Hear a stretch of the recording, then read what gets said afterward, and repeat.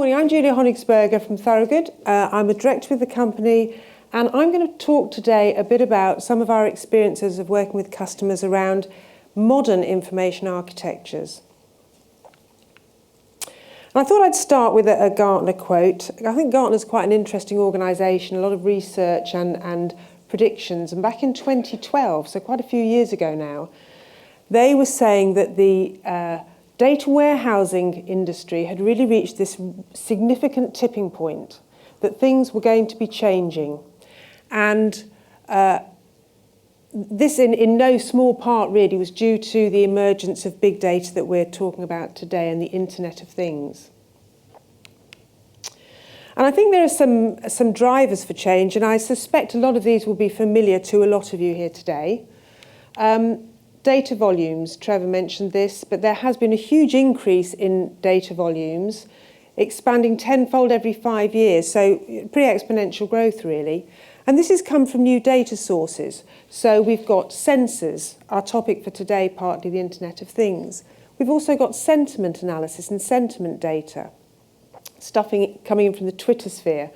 I picked my son up the other day from his GCSE maths, and I was taking 4 boys home, and I got 4 irate, ranting boys in the car after this dreadful maths paper that you might have heard about. And within 20 minutes of picking them up, it had gone viral on the Twitter sphere. Hashtag iGCSE maths was going viral. And unless you're listening for that data, you're going to miss it. So it's a funny thing, social media data, because unless you're driving it, so if you're running an ad campaign, yes, you know you might want to listen to it. But otherwise, you've got to listen to it all the time. Otherwise, you might miss something pretty significant. A lot of geospatial data, a lot of things now being map-driven, positions on the globe, and unstructured data. So lots of data volume increases. And that's driving quite an imperative to respond. If I think back even 5 years maybe, a lot of our work was looking back to what happened last month. And that's changing. It's now last week, today, what's going to happen. So it really is a changing perspective, really, that real-time analytics. And that gives us our 3 V's of big data, if you like, the volume, variety, and the velocity of big data. But I think there's a couple of other things that are driving this change, and really technology driven. So first of all, we're seeing a lot of our clients moving towards a cloud-based environment. So no longer does it take IT departments a long time to put servers in place and make space available to capture data. You can just go in the cloud and buy something from Amazon Web Services pretty quickly. Pay as you grow. And also the software vendors, the analytic software vendors are getting on board. Trevor mentioned the changes at Microsoft and the purchase by Microsoft of Revolution Analytics, I think it was towards the end of last year. Revolution Analytics is a supersizing engine that allows organisations to work with hugely large amounts of data, and they're baking that into SQL Server, into Azure ML, their new machine learning technology. SAS has brought out tools that are taking analytics a lot closer to the users. So lots of technology changes, I think. And I think there probably is a desire to find some relationship. If you think back to Moore's law and the idea that the numbers of transistors on a circuit were increasing twofold every year. But I saw quite a quote that I thought still resonates with me a bit today in the New Yorker, which said that actually the issue about big data is that it packs twice as much ambiguity this year as it did last year. And I still think there is a kind of not quite sure what big data is, what we're going to do with big data, but clearly an imperative to capture it and to be able to hold that data. I was going to talk a bit about the impact of big data and how Gartner saw it. Is everybody familiar with the hype cycle, the Gartner hype cycle? A few blank faces. I'm going to move over here because I find the clicker a bit hard. So this is Gartner's diagrammatic way, really, of capturing how our expectations change as technology evolves. So it starts off with a technology trigger. The innovators find a new idea, the smartphone, the iPad, all of these new technologies come in, and pretty quickly the marketeers get on board. And suddenly we think this new technology is going to do the most amazing things for us. The marketeers promise so much, and we reach this absolute peak of inflated expectation. This new idea is going to solve all the problems of the world. The problem is we then start to try and use it. And we hit two, I think, big challenges. One is we don't have the skills to use it. And two is we're not quite sure of the use cases, so we'll try it on everything.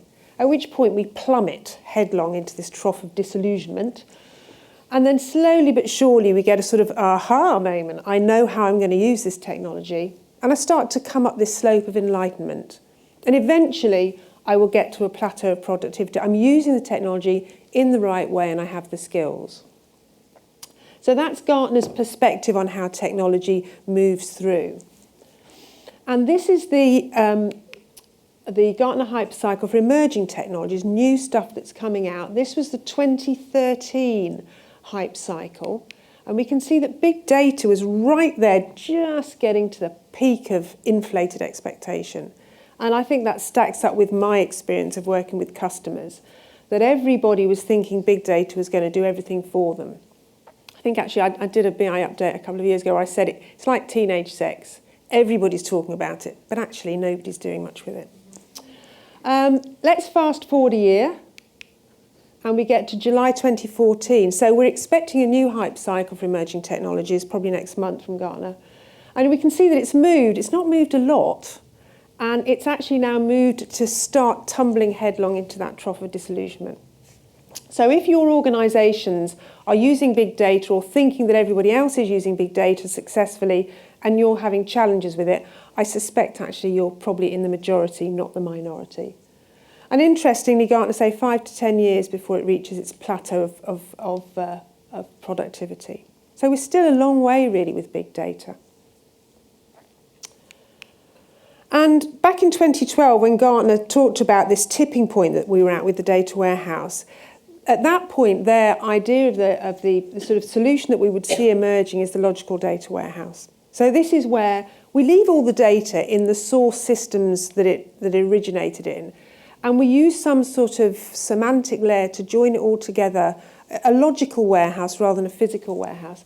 And we wrap around it things like data quality, master data, governance, use cases, and all that sort of thing.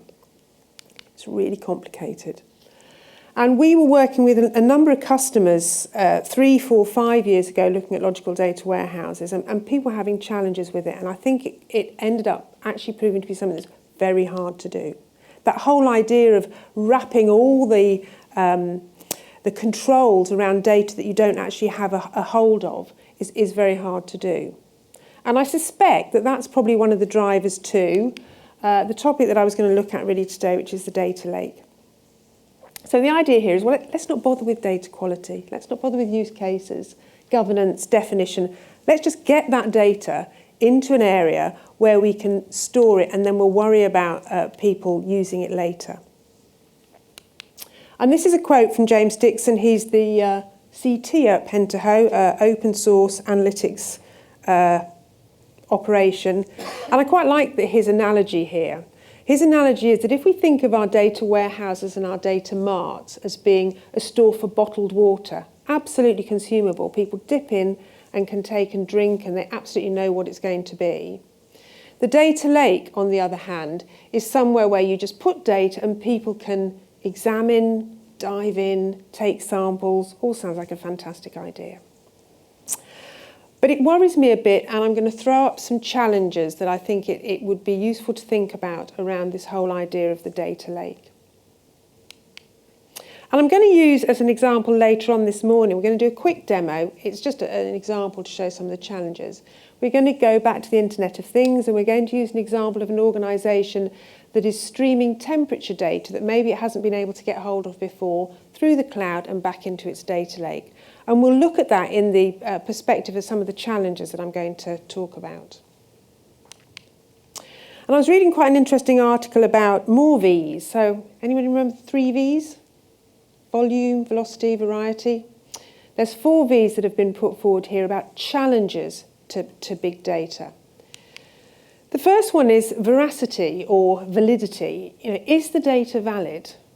And the idea of putting it in without any sort of governance, I think is a worry, because people are going to be using that data to make business decisions. And if it's not valid, they're going to be making decisions on the wrong assumptions.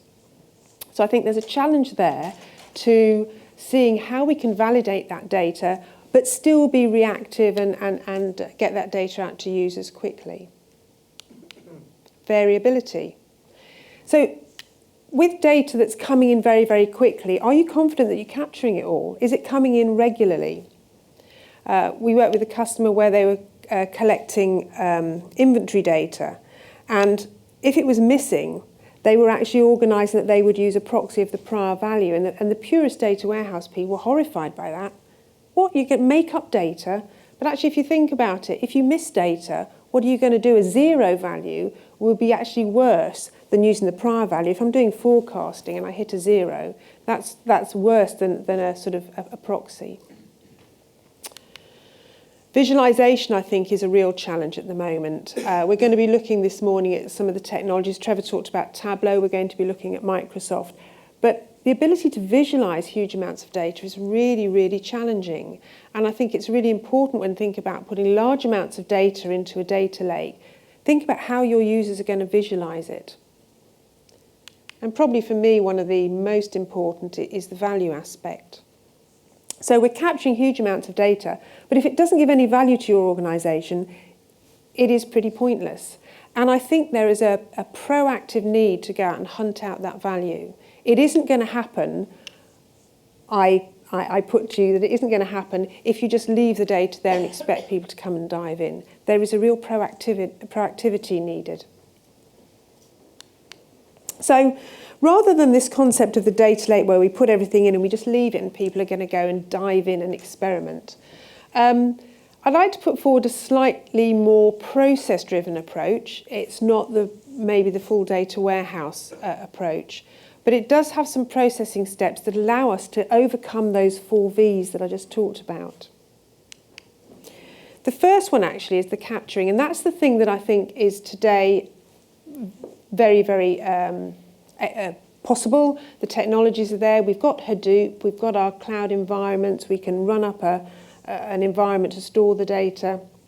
The capturing, which maybe a few years ago to organisations was a challenge, I think today is much, much more well known. So we can capture the data. But my challenge, I think, is that I'm not convinced that at that point it's drinking water, that you can actually get your users to use it, because you really don't know much about it. And I think the next step, even in the data lake scenario, is to verify that data, to do some sense checking. Does it look sensible? Do we know what each of the attributes and the measures coming from that sensor data or from that Twitter data is? Because somebody's going to be asking us when they start to dive in, and as the owners of that data, we need to be able to understand it and make sure we're happy with users accessing it. And the next step, I think, is one that to me is really important, which is we need to find use cases for that data. So one of the definitions I put up for data lakes earlier was data without use cases. I think data without use cases won't be used. And we need to go to people and we need to understand how they might use that data. We need to proactively go and find the use cases for that data. And also maybe enrich the data. So sensor data in particular is very likely to come in as highly coded, very simple data. And that data might mean nothing to business users. And if we want people to use it, I think there is an element of enriching. And we're going to look at an example in a minute where that is adding a little bit of enrichment, not a full-blown master data management of all data, but a bit of enrichment makes that data so much more usable. And then my last point, I think, is distilling it. So we've captured it in the data lake and it's there for people to dive in and get. But also, we should be looking to identify that bit of the data, that aggregation of the data, that section of the data that's going to be of use to other people within our organisation, maybe as part of our data warehouse. Can we aggregate and push some of that through? Some averages, some exceptions maybe. So the criteria might be different, but distilling it and embedding it into business process, I think will really start to realise that value benefit. So at that point, my colleague Pravartika is going to come up. As a woman, I know I should be able to multitask, but she's going to drive so that I can talk. And we're going to do, and it is just a demo, but it's really just showing some of the examples of the challenges of the data lake approach. And the example we're going to use today, we have been storing temperature data from a number of buildings around the world, and we're going to, and we'd love users to come in and dive in and experiment and see what they can find. But first of all, we're going to have a quick look at it. And we're going to use Microsoft's Power Pivot to do that. Power Pivot is the modelling engine that Microsoft have baked into Excel, which allows business users to create data models and look at data in almost as if they were talking to a data mart or a data warehouse. So, Pravartik, if we could link up to our data lake. So here we've got a connection through to Amazon Web Services, where we have stored a Cloudera Hadoop environment, and we've loaded our data in. It's got a number of tables. They're not linked. There's no attempt within our data lake to create any form of data warehouse. But we'll pick up, if we could, on that sensor data. And I'm going to filter it. I don't want all of it. We've got a number of months there. So if we could just filter down maybe to the latest month, that will allow me to look at the data and just have a sense check and see whether it really looks reasonable, realistic, etc. Okay. And it's gone off and sampled. It is only a small sample, so I think it brings back about 8,000 rows. 1 month's worth of data from my buildings around the world. So there it is, and I can see that I've got the time and the day that sensor reading occurred. I get many readings in a day. I have got a target temperature and an actual temperature for my building. I've got the system that took that reading. I've got a system age, and I've got the building ID. So that's just sensor data caught and put in my data lake. So could we, Pravartika, put a pivot table in? Really easy with Power Pivot. I can drop my pivot table in, and let's have a look at the data. So we'll maybe have a look at it by building and by system. And we're going to bring system age down. There's a reason for that. And we'll look at our temperature. And we'll average it because obviously we don't add all temperatures together. And make it look a bit more user-friendly. So what can I see? Well, the first thing I see is the temperatures are in Fahrenheit. Now, this is a global solution. Some of my users will be interested in Fahrenheit, but actually a whole host of them, particularly in Europe, are going to be interested in centigrade. So I've stored data and I've immediately alienated half of my audience because the data isn't in a format that they'd be happy with. What else have I got? Well, I've got some codes. I've got building 1, sensor 1, building 1, sensor 1, building 1, sensor 2. Not very user-friendly. I don't know where building 1 is. Don't know what sensor 1 is. So it's really hard for me to understand that data, and it's huge amounts of data. The other thing that's worrying me is I brought down system age. I thought that might be useful if I had users. A use case that I'm thinking might be of use is people doing things like MTBF, when is equipment going to fail? Maybe the age of the system might be useful. But in a single month, a single system in a single building has got a whole host of ages. That doesn't make sense to me at all. I don't want my business users using that data to make business decisions on things when actually I'm not confident about that data at all. So I need to do some things, even if I'm going to let people start to dive in and examine this data. I want to do a few things before I let that happen. So, Father, can we pop back to our Power Pivot?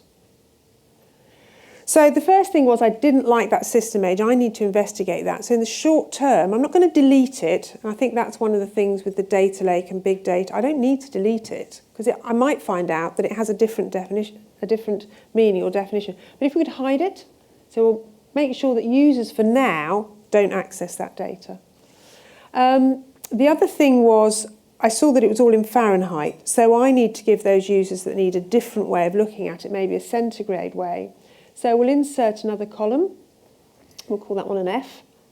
And we'll insert another column and we'll create a calculation. And I can do all of this in my data lake. I'm doing it here in Power Pivot, just really to get a feel for what makes me happy to release this data.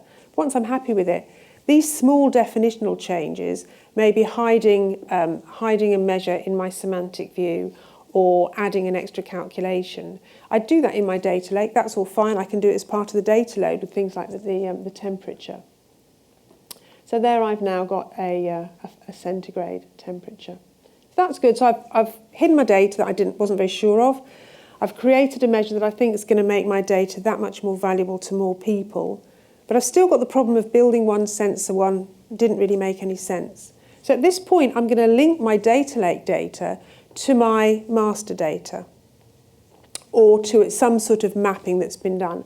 So I might now want to link to my data warehouse. In this example, we've got an Excel spreadsheet that we've put some master data type stuff. And we're going to bring that into Power Pivot. Power Pivot's got some very neat ways of linking data. Bring that in.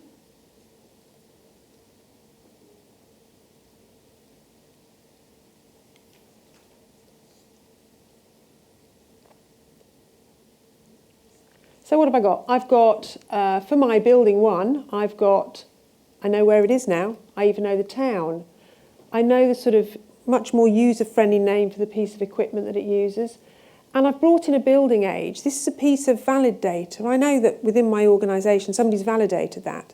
So now I'm quite happy for my business users to make decisions on maybe whether particular pieces of equipment work well or not so well in particular building ages. That's all good validated information, and I can link that now to my data lake data.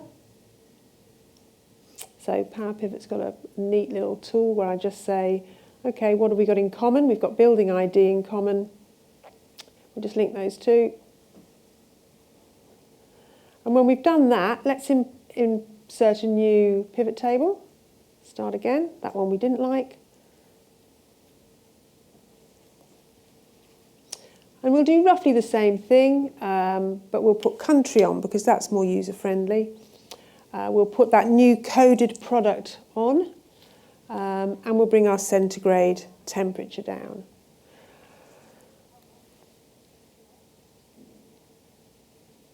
Brilliant.